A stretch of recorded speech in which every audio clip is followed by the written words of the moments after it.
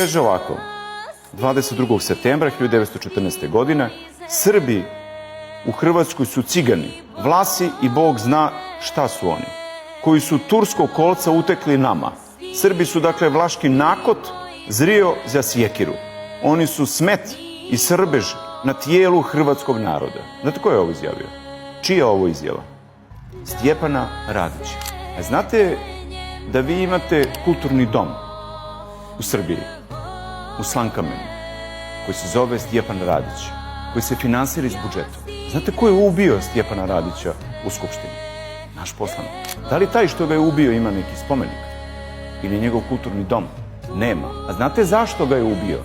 Jer je bio Srbin, jer je bio častan, jer nije mogo da trpi da Stjepan Radić u parlamentu vređa Srbe, Solunski front, ubijene vojnike, oni koji su se borili za slobodu.